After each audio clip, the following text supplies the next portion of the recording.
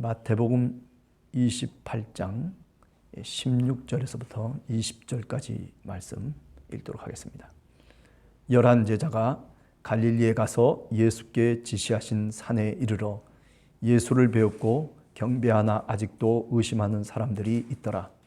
예수께서 나와 말씀하여 이르시되 하늘과 땅의 모든 권세를 내게 주셨으니 그러므로 너희는 가서 모든 민족을 제자로 삼아 아버지와 아들과 성령의 이름으로 세례를 베풀고 내가 너희에게 분부한 모든 것을 가르쳐 지키게 하라. 볼지어다 내가 세상 끝날까지 너희와 항상 함께 있으리라 하시니라. 아멘. 우리가 28장 10절에 보면 이에 예수께서 이르시되 무서워하지 말라. 가서 내 형제들에게 갈릴리로 가라 하라. 거기서 나를 보리라 하시니라. 28장 10절에서 여러분들 읽으시면서 뭔가 이렇게 와닿는 게 있습니까? 예수님의 십자가의 길에서 다 도망치고 나약한 제자들을 뭐라고 지금 부르시고 계시냐면 내 형제들이다 이렇게 부르고 있습니다. 저는 이런 장면이 굉장히 감격적인 장면이라고 저는 생각을 해요. 예수님이 십자가에 달리기 전까지만 하더라도 예수님과 제자들의 관계는 어떤 관계였어요? 그죠? 스승과 제자의 관계예요. 또 주님과 종의 관계예요. 이런 관계 속에서 사실은 복음서의 내용들이 전개돼 나가는데, 그런데 예수님이 부활하시고 난 다음에 특별히 이 마태복음 속에서 우리가 가만히 들여다보면 주님께서 하시는 말씀이 뭐냐면 12 제자들을 비롯해서 많은 사람들을 누구라고 부르냐면 내 형제들이다 이렇게 부르고 있다는 점. 십자가 위에서 정말 아버지 하나님을 불렀던 바로 그 예수 그리스도가 그죠?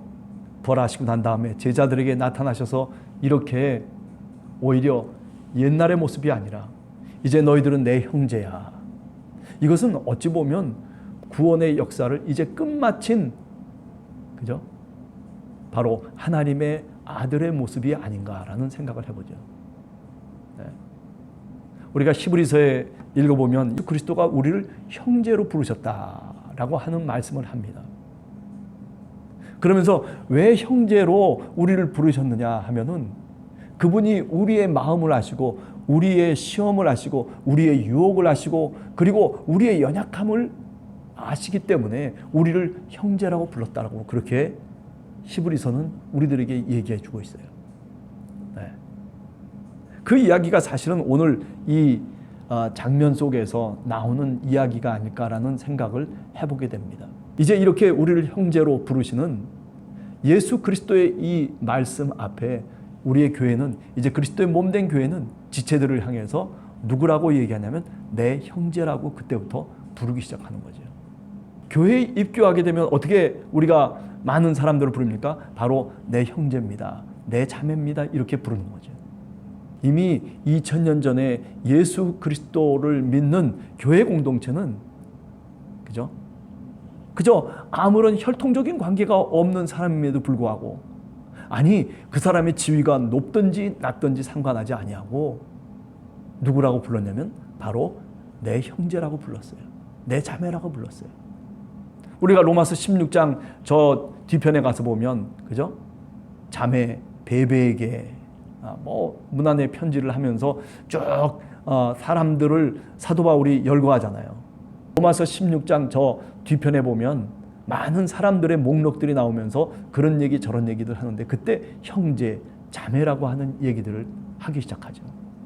그래서 초대교회의 전통은 뭐냐면 혈통적인 관계가 아니라 이제 예수 그리스도를 믿음으로 인해서 새로운 가족이 됐다라고 하는 가족 개념입니다. 네. 그게 언제 일어나는 거예요? 부활 이후에 비로소 여기서 이제 주님께서 내 형제들이라고 하는 이 말씀을 우리가 깊이 그렇기 때문에 새겨볼 필요가 있는 바로 말이다라고 하는 것을 오늘 여러분들과 한 번 더 생각을 해보게 됩니다. 같이 함께 손을 맞잡고 주님의 교회를 세워가는 것이 이것이 바로 형제고 자매입니다. 여러분 생각해 보세요. 우리의 가정이 세워지려면은 어떻게 세워져야 돼요? 서로 형제와 자매가 갈라지고 다투고 뭐 싸움하고 이래가지고 가정이 세워지는 게 아니에요. 그죠? 네. 서로 위하고 세워주고 서로 인내하고 참고 그러면서 사실은 가정이 든든하게 세워져 가는 거 아니겠습니까? 네. 그런 것처럼 그리스도의 몸된 교회도 마찬가지다 이렇게 얘기할 수 있어요. 자, 여러분들 저 할 것 없이 우리 함께하는 교회에 소속되어 있는 우리 성도들 모두가 다 형제들이고 그리고 자매들이라고 하는 것을 여러분들 늘 믿음으로 고백하는 그런 우리 성도님들 다 되시기를 간절히 주님의 이름으로 축원합니다. 자, 그 다음에 두 번째는 갈릴리로 가라 했다는 거죠. 도대체 갈릴리가 어떤 곳이기에 이제 또 부활하신 그리스도께서 예루살렘에 있는 그들을 이야기하면서 갈릴리로 가라고 그렇게 말씀하셨을까? 사실은 갈릴리라고 하는 지역이 어떤 지역입니까? 구약 성경에는 뭐 그렇게 뭐 두드러지게 나타난 이름이 없어요. 사실은요.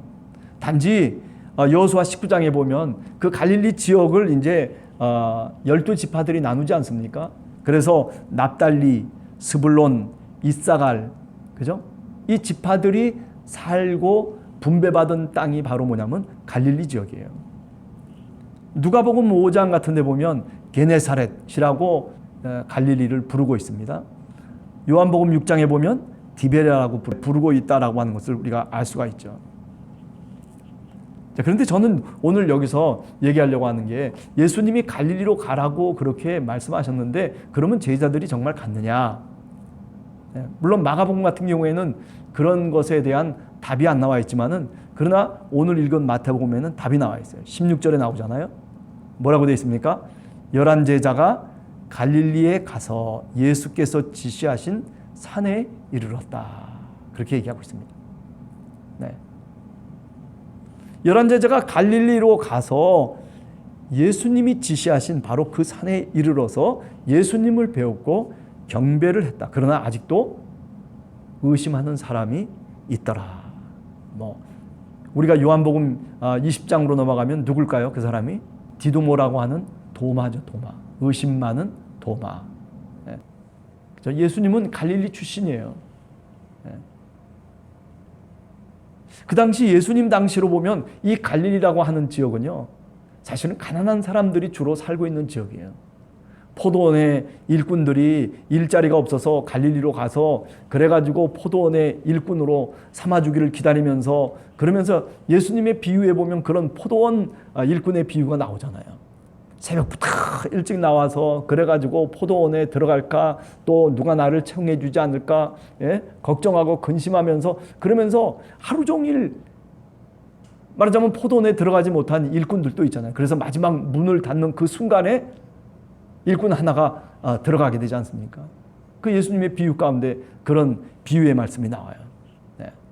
그만큼 갈릴리 지역이라고 하는 것은 하루하루 날품팔이하는 사람들이 많았던 지역입니다. 그냥 갈릴리, 그래 그런 사람들이 살고 있는 곳, 그래 알았어. 뭐 이 정도의 평가를 받고 있는 지역이 바로 이 갈릴리. 근데 갈릴리에서 나사렛 예수가 사실은 복음 활동을 한 거 아니에요. 하나님의 나라를 누구에게 가르쳤냐면 바로 갈릴리 사람들에게 가르치고 갈릴리 사람들에게 하나님의 복음을 전했잖아요.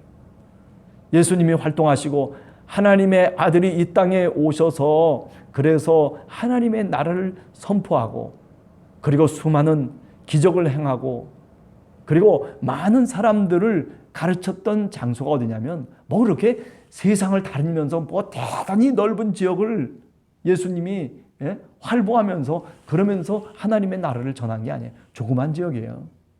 네. 조그만 지역. 거기서 어떻게 했어요? 우리 주님께서 하나님의 나라의 복음을 전했다라고 하는 거죠. 네. 그것도 무슨 뭐 대단한 지위에 있는 사람들을 상대로 해서 복음을 전한 것이 아니라 가장 낮은 사람들. 여러분들 잘 알잖아요. 그죠? 뭐 병자들, 뭐 나병 환자들, 그런가 하면 귀신 들린 사람들, 또 그런가 하면 절름발이들, 예? 뭐 이런 사람 저런 사람 뭐 별의별 사람들 눈먼 소경에 이르기까지 주님이 그들을 쫓아다녔어요. 예. 그들이 언제 초청했습니까? 언제 오라고 했습니까? 아니에요. 주님이 그들을 쫓아다니시면서 하나님 나라의 주인으로 삼아주시는 거예요. 예. 이게 복음의 출발점이에요. 여러분, 오늘 우리가 신앙생활 한다라고 하는 것도 이런 모습을 띠고 있어야 되는 거예요. 중요한 건 뭐냐면 예수 그리스도가 그렇게 사셨듯이 우리들도 그렇게 살려고 하는 사람이 돼야 된다는 거예요. 힘들고 어렵고 소외받고 그리고 그야말로 지금도 슬퍼서 눈물을 흘리고 있는 사람들의 눈물을 닦아줄 수 있는 그런 신앙인으로서 출발하는 것이 신앙의 출발점이죠. 이 갈릴리의 출발점이란 말이에요. 우리는 과연 그런 자리를 사실은 굉장히 부담스럽잖아요. 그죠? 뭔가 그런 사람들을 만나고 또 그런 자리로 가서 내가 뭔가 하나님의 복음을 전하려고 하면 어때요? 그거 자체가 내가 감당하기 힘들겠다라고 하는 그런 생각을 가질 때가 많단 말이에요. 그죠? 그러나 그런 마음은 그것은 예수님의 마음이 결코 아닙니다. 우리 교회도 마찬가지예요. 우리 교회는 뭐 박사가 몇 명이고, 제가 옛날에 부산의 어느 유명한 교회를 갔는데, 제가 그때 이제 교수 시절에 이제 처음 내려가가지고, 그래서 이제 등록을 하려고 갔더니, 새신자 교육을 하는데, 제가 이제 누군지를 몰랐겠죠. 우리, 교회로 말할 것 같으면은 뭐, 의사가 몇 명이고, 박사가 몇 명이고, 뭐, 교수들이 몇 명이고, 뭐, 그거 자랑하고 있더라고요. 교회는요, 그렇게 폼이 나는 사람들이 모여있는 곳이 아닙니다. 교회는요, 힘들어하는 사람들이 모여있는 곳이에요. 교회는 뭐 내가 소원을 성취한 사람들이 승리의 환호를 지르면서 그러면서 주님을 향해서 뭐 할렐루야 하면서만 살아가는 사람들이 모여있는 곳이 아니에요. 물론 그런 사람도 있겠죠. 그렇지만은 교회의 출발점은 거기가 아니에요.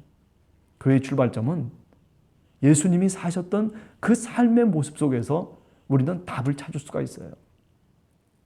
그죠? 나는 과연 힘든 사람들에게 오늘 또 관심을 주고 살아가고 있는지, 나는 오늘 또 슬퍼서 울고 있는 사람들을 향해서 내가 기도하면서 정말 그 마음 속에 관심을 갖고 사랑하는 마음으로 내가 오늘 또 기도하고 살아가고 있는지. 그래서 나 하나 살기 위해서 그렇게 발버둥 치고 하는 것도 사실 힘들죠. 그것도 어떻게 보면 감당하기 힘든 그런 어떤 모습이 바로 우리 인생살이라고 그렇게도 얘기할 수 있겠지만은, 그러나 주님은 그렇게 살려고 우리들에게 말하지 않았어요. 그렇죠? 오늘 성경 말씀을 보면 가르쳐 지키게 하라. 제가 오늘 이 말씀을 읽으면서 제일 20절 마지막에 가르쳐 지키게 하라. 가르쳐 지키게 하라. 주님이 말씀하신 그 말씀을 사도들에게 말씀하고 있는 거예요. 내가 너희들에게 가르치고 그리고 너희들에게 그렇게 당부했던 모든 것들을 지키고 또 지킬 수 있도록 하라는 거예요. 뭐 예수 그리스도 믿으면은 이렇게 됩니다. 저렇게 됩니다. 뭐 순복음교회에서 얘기하듯이 뭐 대단한 무슨 뭐 축복을 받아가지고 그래서 나는 무슨 뭐 개선장군처럼 내가 믿었더니 이렇게 돼버렸습니다. 나는 이렇습니다라고 하는 그거를 폼내려고 우리가 신앙생활 하는 거 아니잖아요. 그죠? 성경의 핵심이 뭡니까? 예수 그리스도로 돌아가라는 거 아니겠어요? 그 마음으로 돌아가라는 거 아니겠어요? 뭘 그렇게 내가 소원한 것을 이루려고 뭔가 예수 그리스도를 믿음으로 인해서 내가 목적한 바를 내가 내 손에 잡으면 그 다음에 뭐 하겠어요? 우리 인간이라고 하는 게 약하고 연약하기 때문에, 그죠? 하나님의 축복도 받고 그리고 하나님의 은혜도 우리가 받아야 되는 존재인 것은 틀림없어요. 그렇지만은 우리가 항상 명심해야 될 것은 우리의 에드폰테, 우리의 처음 출발점이 어디냐라고 하는 것만큼은 우리 교회가 잊지 말아야 됩니다. 화려한 성전을 짓고 그리고 손으로 만들어서 야 우리 저 성전을 향해서 맹세도 하고 기도도 하고 그게 중요한 게 아니라니까요. 예수님은 오셔서 뭐라고 했냐면 손으로 지은 성전을 헐어버리겠다라고 얘기했어요. 왜? 그게 우상이에요. 그게 인간이 갖고 있는 믿음을 망하게 만드는 도구가 돼버리고 말았다는 거죠. 그죠? 난 어디 출신입니다. 나는 대단한 무슨 이런 사람입니다라고 하는 것으로 신앙의 우월성을 갖고서 뭔가 다른 사람에게 자기를 내세우려고 하고 자랑하려고 한 그 고린도 교회가 그런 교회였어요. 우리가 신앙의 처음 정신을 잃고서 살아가서는 결코 안 됩니다. 어떤 사람은 그렇게 얘기하면은 교회가 부흥이 안 됩니다. 얘기하더라고요. 부활을 얘기하고 승리를 얘기하고 영광을 얘기하고 기쁨을 얘기하고 맞아요. 그것도 있죠. 왜 그거 없겠습니까? 그런 거 분명히 있죠. 그러나 기본적인 출발점을 우리가 다시 정해야 된다는 거예요. 우리는 어디서부터 출발하고 있느냐? 우리 교회가 출발해야 될 점이 어디냐? 우리 신앙인이 첫 발을 내디딜 장소가 어디냐라고 하는 것을 우리가 분명히 알아야 돼요. 우리가 사실 그랬잖아요. 우리가 기쁠 때 예수 그리스도를 믿었습니까? 아니잖아요. 고통 속에 있을 때 그리고 힘들고 마음이 괴로울 때 사실은 주님 앞에 나와서 내가 주님을 믿겠다라고 그렇게 눈물을 흘렸던 사람들이 우리 아닙니까? 네. 왜 근데 그 정신을 잊어버려요? 자, 그래서 오늘 얘기하는 게 이겁니다. 너희에게 분부한 그것을 가르쳐 지키게 하라. 여기 있는 무슨 말씀을 다 지키게 하라 이런저런 얘기 그런 얘기일 수도 있겠지만은 그러나 핵심적인 내용은 그거예요. 예수 그리스도가 갈릴리에서 출발하고 있다라고 하는 것을 그것을 명심하고 그것을 가르치고 그것을 지키게 하라는 거예요. 마음을 지키게 하라는 거예요. 왜 갈릴리로 가라고 했겠습니까? 예루살렘에 도취해가지고 예루살렘이 자신들을 환영했더라면 아마 예루살렘에다가 무슨 집을 짓고 예루살렘에서 아마 이들이 살았을런지 몰라요. 그죠? 그러나 주님은 예루살렘이 아니라는 거예요. 물론 누가복음에 가서 보면요, 예루살렘이 중요해져요. 지금 이 마태복음이나 마가복음은 예수님의 원초적인 마음을 우리가 읽을 수 있는 복음서예요. 갈릴리로 가라는 거예요. 거기서부터 우리의 신앙이 이제 출발해야 된다라고 하는 것을 다시 기본 공식을 우리들한테 다시 얘기해 주고 있다라고 하는 겁니다. 이제 한 주간 우리들이 또 살아갑니다. 주님이 부활하시고 난 다음에 어떤 일들이 벌어지고 있었는지, 그죠? 40일간 우리가 사도행전에 보면 예수님이 40일간 돌아다니셨다. 그런 얘기를 해요. 40일. 40일간을 돌아다니시면서 그리고 맨 마지막에 하늘로 승천하시는 장면이 우리가 잘 아는 사도행전 1장에 나오는 장면입니다. 우리가 하나님의 말씀을 대하면서 부활 이후에 어떤 일들이 있었는지 한번 여러분들 누가복음도 읽어보시고 요한복음도 읽어보시고 그리고 또 마태복음도 읽어보시고 그리고 또 다른 서신들 중에 혹시 부활 이후에 어떤 일들에 대해서 이야기된 거 있으면은 한번 여러분들이 찾아서 한번 읽어보면 우리 신앙에 굉장히 많은 도움이 된다라고 하는 것을 다시 한번 기억해 주셨으면 고맙겠다 생각합니다. 한 주간도 여러분 우리가 주님을 쫓아가는 신앙인이라면 우리의 자리가 어디인지를 한 번 더 생각하면서 우리도 힘들어요, 사실은요. 그죠? 살아가기 힘들잖아요. 그렇지만은 또 힘들어하는 사람들을 우리가 같이 손을 잡아줄 수는 있는 거예요. 또 그들을 위해서 우리가 기도할 수도 있는 거예요. 기도하는 게 그렇게 힘듭니까? 물론 그 마음을 이해하면서 기도한다는 게 사실 그렇게 쉬운 일은 아니죠. 그럼에도 불구하고 오늘 또 우리가 접하고 있는 수많은 사건과 여러 가지 일들 속에서 그죠?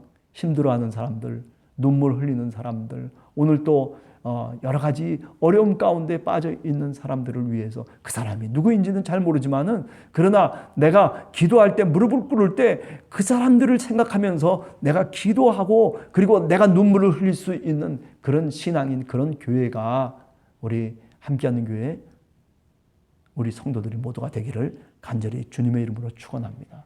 같이 기도하겠습니다.